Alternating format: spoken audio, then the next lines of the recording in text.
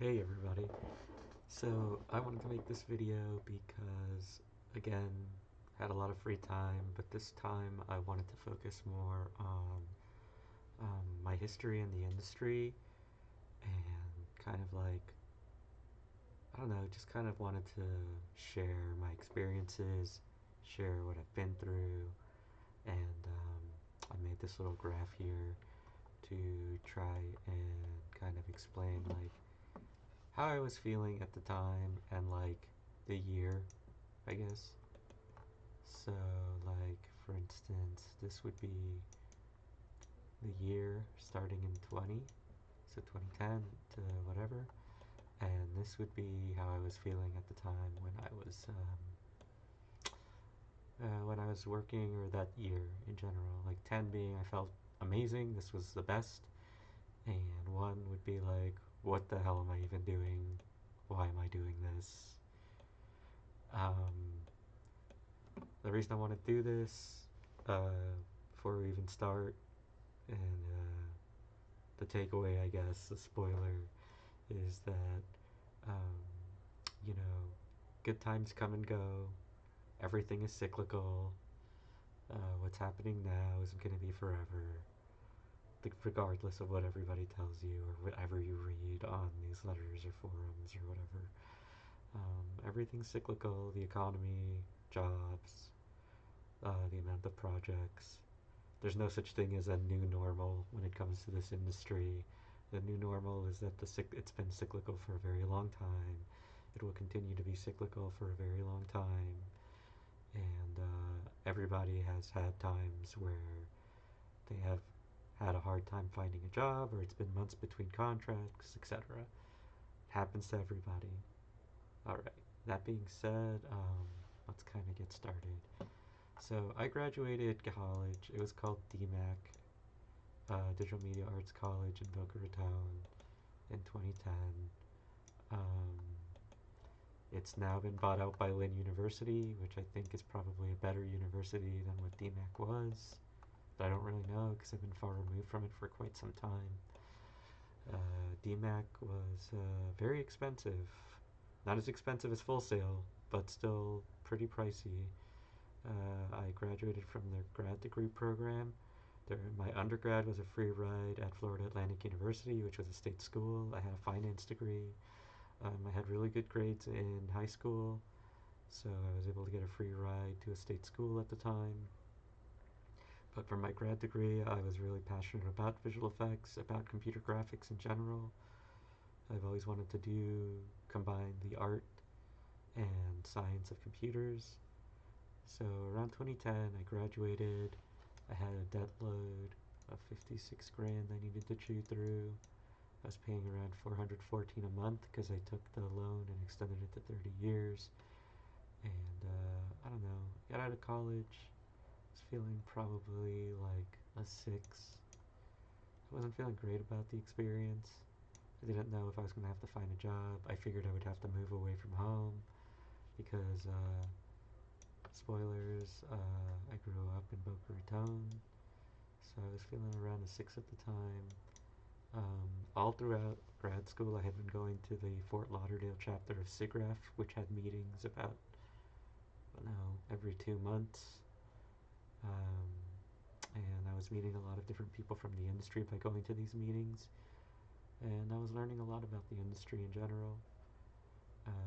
Lo and behold, what ended up happening is that Digital Domain, which is kind of a big name in the industry right now.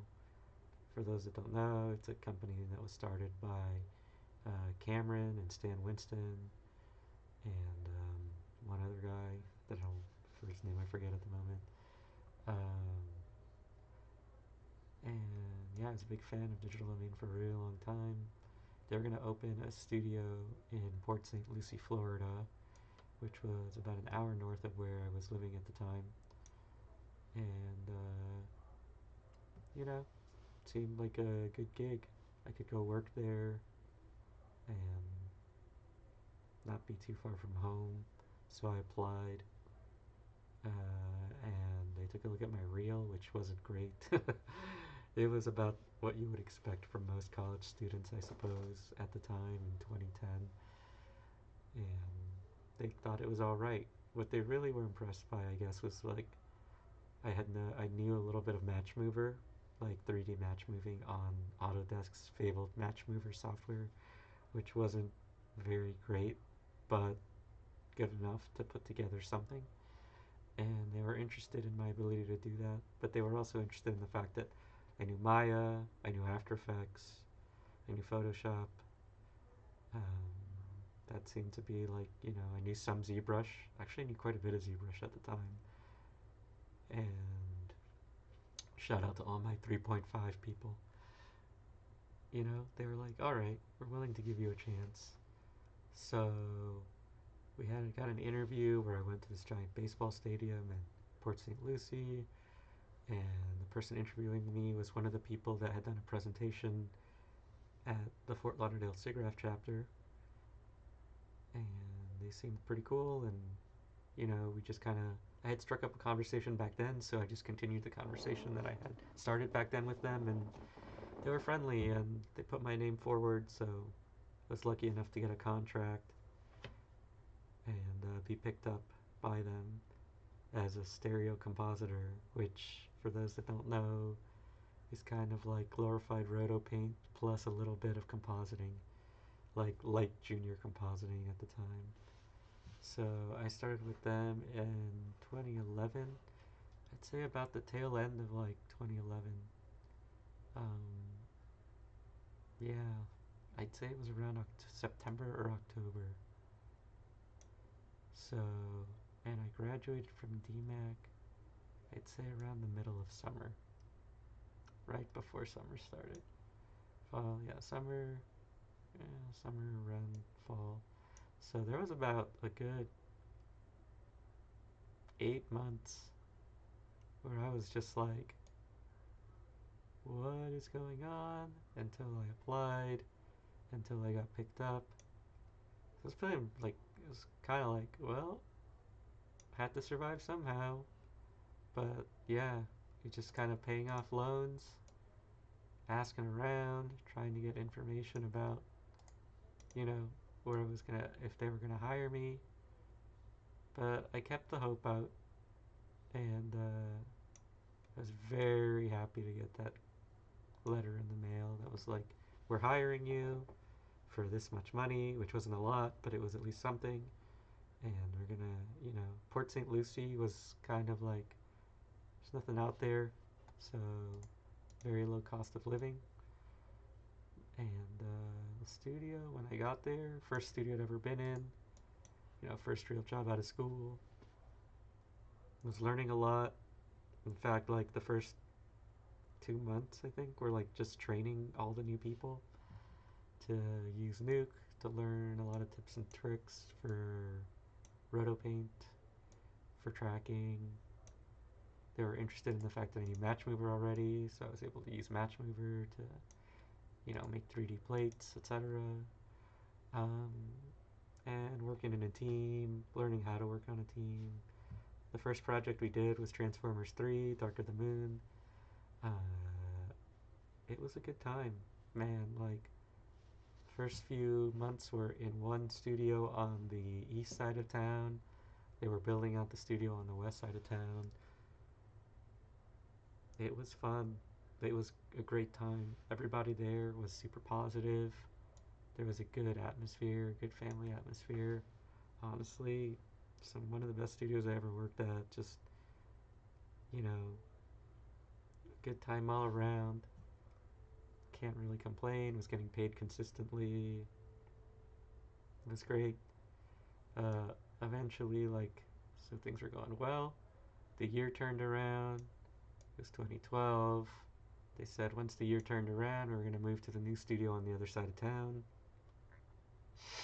Um, and so we did. And the new studio was awesome. And everybody was happy, kept learning. And we were working on a lot of tech demos for a lot of different uh, vendors, I suppose, would be like the bigger studios like Paramount or Disney, etc. Disney, whatever. Um, it was good. It was a good time. There's a lot of free time, but we're still getting paid consistently. A lot of people made good connections there. Really family friendly atmosphere.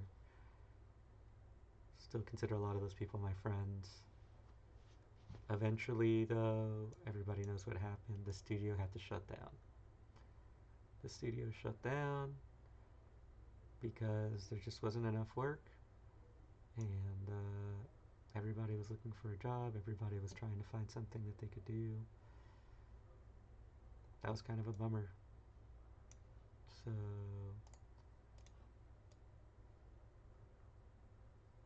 you know, it was good for a little while, and then things went downhill. Losing first job, especially a good job, this job, staff job, solid, seemed kind of rough. People were sad. A lot of other studios came in, like Blue Sky, Stereo D, just other studios in general. I think Sony came in. Not really remembering. It's been a long time. I mean, at the time I just graduated. I knew a lot about stereo compositing. I knew a little bit about compositing. I knew a lot about Maya. I knew a lot about like match moving.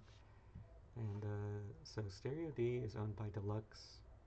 Basically, it's more stereo compositing, which is again glorified roto paint with a little bit of compositing involved, like being able to do different skis or divide multiplies, plus minus, being able to do like little trickery. But honestly, a lot of it is just the same kind of roto paint techniques, tracking techniques, etc. And when it's done properly, anyway.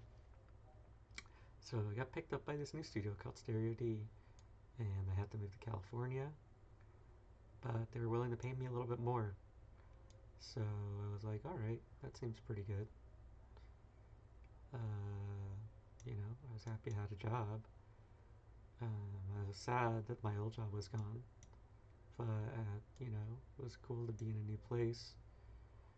I worked really effing hard for Stereo D. Honestly, I joined in October 2012, which is around the end of the year, and I was doing 80 to 90-hour work weeks, maybe even 100 sometimes. And honestly, it sucked. But I had to pay off student loans, and I didn't have that much money. So, I was making good money because I was working so many hours. I was working crazy hours, and I wasn't alone. There were a lot of artists at Stereo D.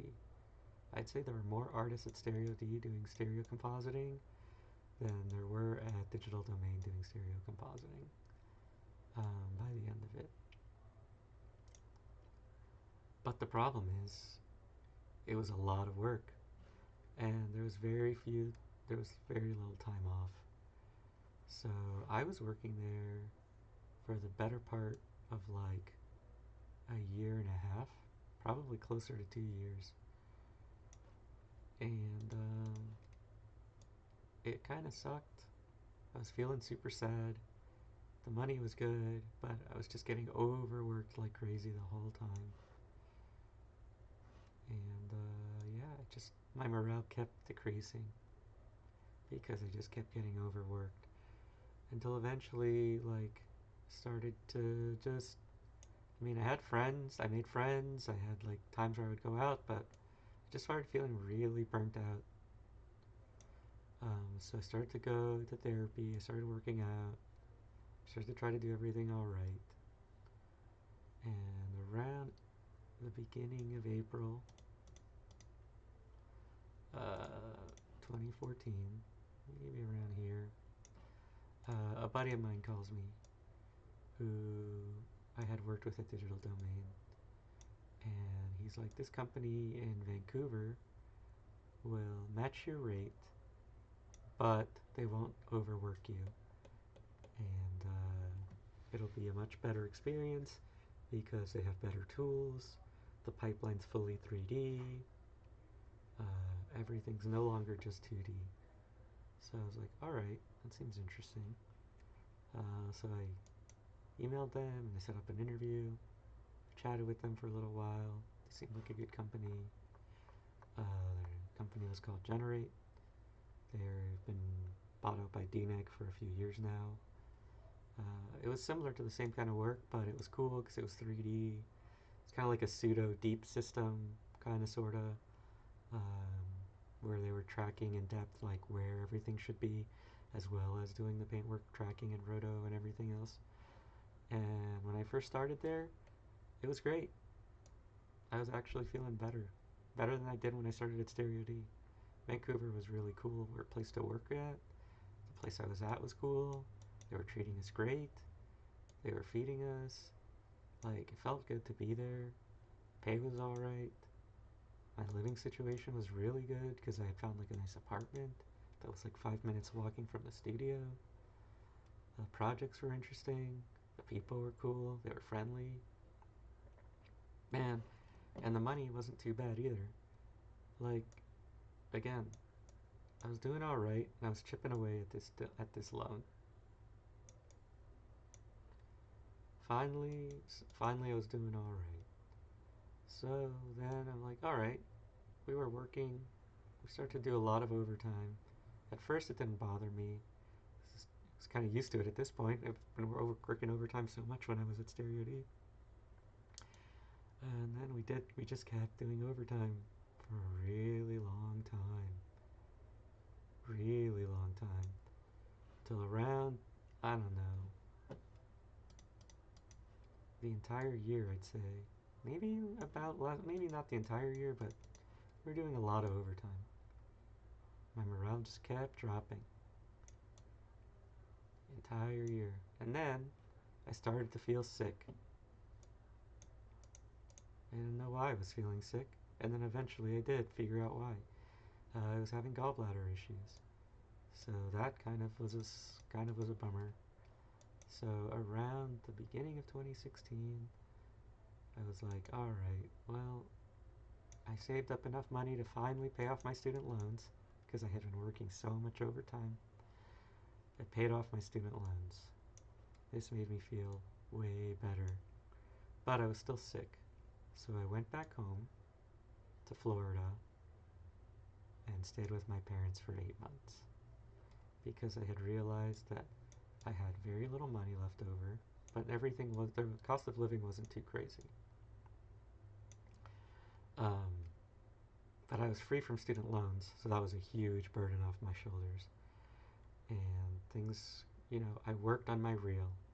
I didn't want to fucking be stuck doing roto paint tracking I wanted to be a real compositor that was actually making design decisions, that was actually making artistic decisions, and was actually trying to get to like a place where, everybody has a dream to work for the big studios. Now, I had worked for the big studio back here, but I meant like the real, you know, like work for ILM or work for Digital Domain again, but not as a roto paint tracker, as an actual like artist, like a real compositor.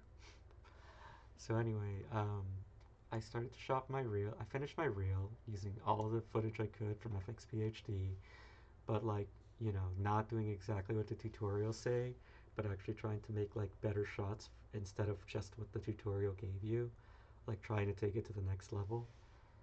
And I'd say around the tail end of 2016, I was able to find a job with Crafty Apes. This made me feel really happy because I was like, hey, I finally did it. My skills at compositing had gotten to a point where I knew how to use Nuke, I knew how to make design decisions that looked pretty good. I was really happy. I didn't have student loans anymore. Things were going pretty well. It's just like, all right. And the studio was in Atlanta. And Atlanta's not that far from Florida. Like, it's about a 12-hour drive from where I was living, which on the one hand seems like kind of a long distance drive, but it's still on the East Coast, it's still in the South, and, it seemed like an interesting place to work. So I started working there, and I was thrilled. Like, working at Crafty Apes at that time was fucking amazing. Like, the people there were hilarious. They were fun to be around. It just had like a really great Band of Brothers vibe. Um, Everybody there was just awesome. They treated us really well. They had cake, they had food. Like, there was some overtime, but not so much that it felt excessive. Um, and the managers there were just fucking, just really great guys. Like, zero complaints out of me, man. Like, really fun. So, once the year turned over, they had realized that I was a pretty good artist. And they wanted me to help them, I don't know, help, whatever. They wanted me to be a part of, like, the new studio they were starting in New York City. And I was like, cool, I'd never been to New York. So I felt like, whoa, this is awesome. I was in New York, and things were going all right, but I wasn't making that much money. So I wasn't making that much money, and you know, New York was very expensive. I know everybody says that, but it's actually really is true. I was happy to be working on a lot of projects. I felt like my skills were growing quite a bit when I was there, and I was having a good time working there. Uh, the people weren't the same because it was New York, and only 5 people had come from the old studio. But I liked the people there mostly. They were really friendly and nice and polite, and they were good people. Um, Around 2018, though, we were starting to do a lot. We were having a lot of overtime, and we were working crazy hours, like insane hours. I'd say we were working so much overtime, and the QC was so harsh that, at least for me at the time, that I was like fucking just so, I was starting to get burnt out again, which I didn't really like. Like, I was not having a fun time after a certain amount of time. It was around an 8. I'd say that took me, because of the money issues, because everything was so expensive, because I was getting overworked, because everything just felt like the QC from the assets we were getting was so low, but the quality of work that they expected was very high at the time. And the amount of, like, just like, I don't know, morale issues, I guess, would be part of it. It was just really rough morale wise. Like, I guess we were sitting at like a 6. I don't know, I think that's kind of harsh. Maybe like a 7.5 or like a 7. Yeah, I'd say we were around a 7. Morale issues went down quite a bit for me, anyway. My fault, I'll take responsibility for that. My morale was down, but we had worked on a lot of projects, and we had just finished like a bunch of projects. So I asked for a raise, and they said, "I'll give me a few weeks," and then they said no. And I was kind of like, "Okay, but why?" So anyway, I was like kind of annoyed by it, but I was all right with like their decision because I realized I still had to improve quite a bit. So I hired a mentor who's a very big, not a big name, but he's pretty good big name. He's pretty popular right now. Him and a couple other guys are pretty popular in the industry right now.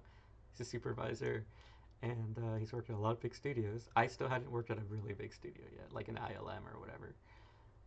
Who mentored me. This shot my confidence up quite a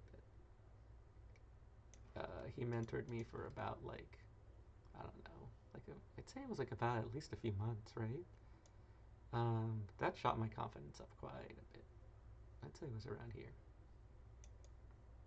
I started comping really well, like really well. Like, I started to realize like a lot of things about compositing that a lot of people didn't realize at the time, and I could tell because I could open up other people's scripts and see that like they were making the mistakes that I used to make, and I was no longer making those mistakes, and I was able to push myself to like a new level as a compositor, and I was able to see compositing in a completely different way after being mentored by him, and that really helped me out.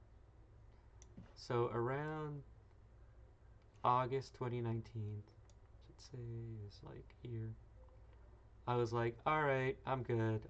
My lease was up at the end of August, and I was like, I've had enough time in New York. New York's too expensive. I can't afford it. I didn't know if I could make it in New York compositing, but I was tired again. I was still felt a little burnt out. I wanted some time to myself. Um, I didn't really have any idea like what I was gonna do or where I was gonna go or what was gonna happen. But I knew I needed a break because I just didn't freaking. I was burnt out again.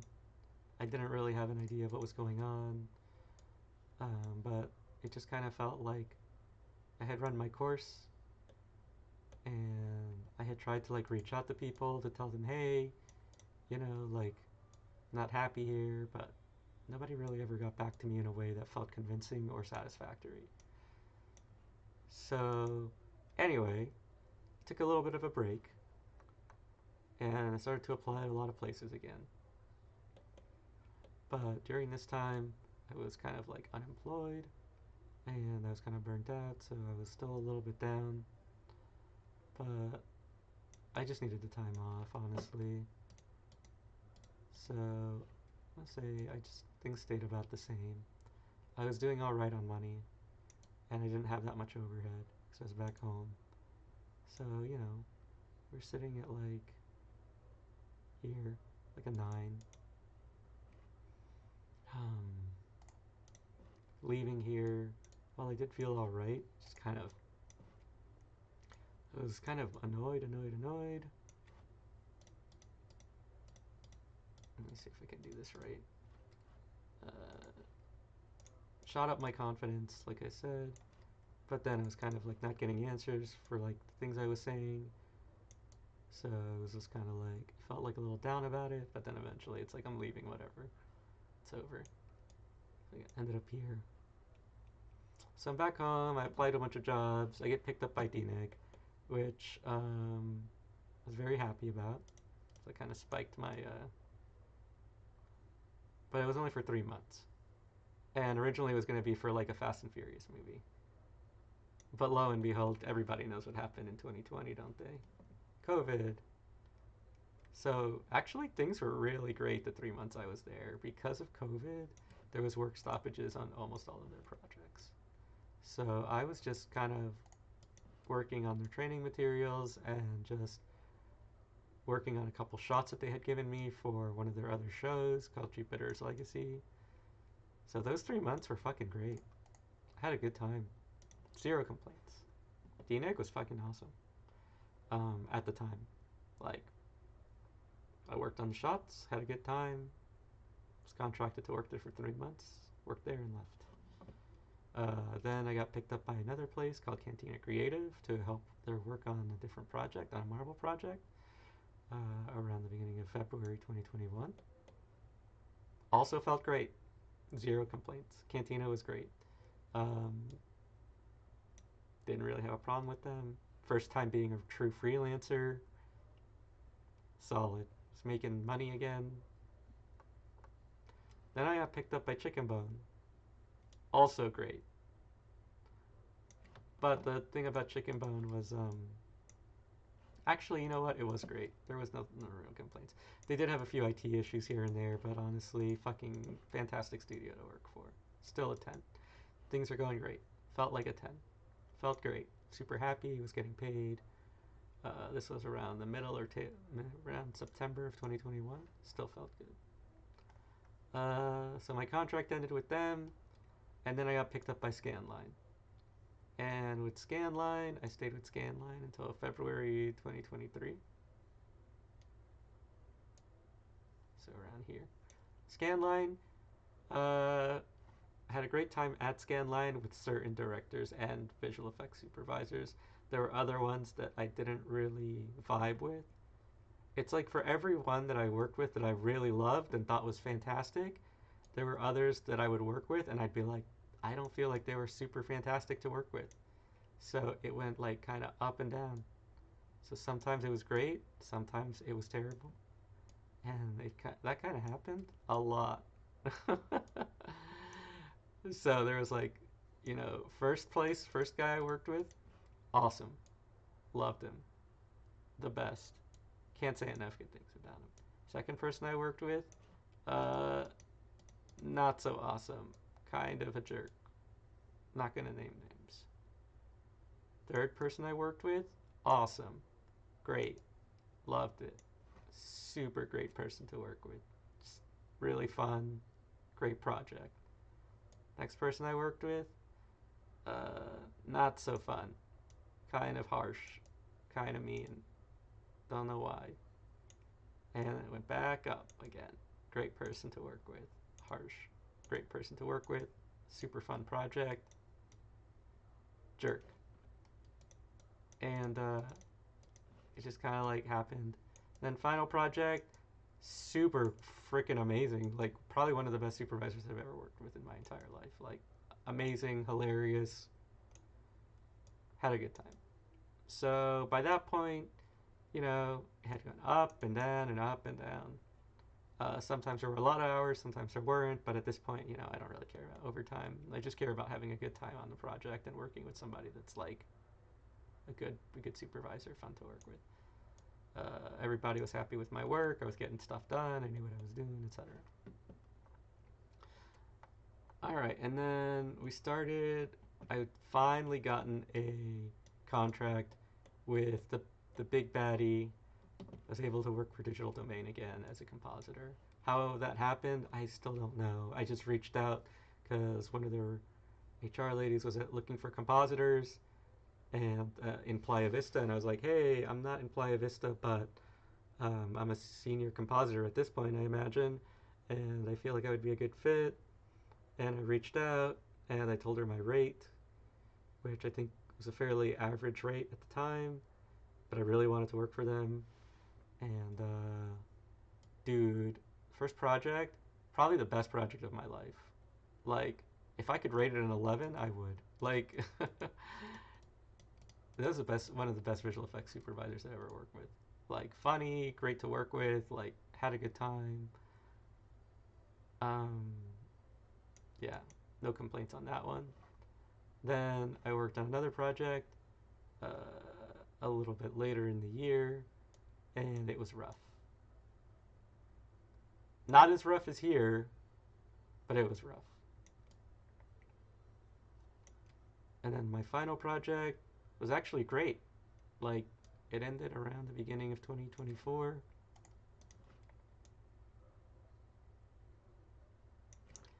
And fantastic supervisor. Really great guy. Really funny. Loved him. Really great. So, what's the point of all of this, I guess? The point I'm trying to make is that there's no such thing as like a perfect trajectory. Everything has its ups and downs. Like this has its ups and downs. Even this had its ups and downs. This was all working from home. So that's why it was a 10 already. Because it's so much easier to work from home. Like there's so little stress. Um, it's just, stress comes from supervisors and expectations and etc. Timetables. But there's no such thing as like a perfectly straight line to success. There's always ups and downs, and nobody knows what the future is going to bring. I've been out of a job for quite some time now. Thankfully, I'm not doing too poorly on money. I'm doing okay, but I am losing money every month, just like everybody else. Um, so it's kind of like, yeah, this is where we are right now. I don't know what's going to happen next year. I don't think anybody does. You can read the tea leaves, try to figure out where things are going to go financially, or in the markets, or in the industry, like the film industry. But nobody really knows. I see movies are still being made, or at least I can go to the theater and see that there's still trailers for movies that are being made. Where they're being made and by who? I don't know. I'm a US citizen, so I don't have the right to work in EU or the UK or Australia or New Zealand. I wish I could. I would take a contract at Weta, or I would take a contract at like ILM or DD or any of the big boys. I know that Canada is hurting just as much. I know EU and UK are hurting just as much. I see plenty of my friends and fellow compositors that are looking for jobs. Do I know when the work's going to come back? I don't know. Do I know that there's projects that are being made? Yep. Where are they being made? Who's working on them? How many people are working on them? I don't know. I wish I had answers. I really enjoyed compositing. It's the only thing I could see myself doing for a foreseeable future. I really don't want to go do something else. I don't see myself doing anything else, but it is what it is for right now. And yeah, I just figured that things will change. They have to change because as it stands, it's like, you know, the market always changes. Things go up and down. Everything is cyclical. What we're experiencing right now isn't going to be forever. And I hope things get better. I'm going to assume that they get better. Here's where I hope they go.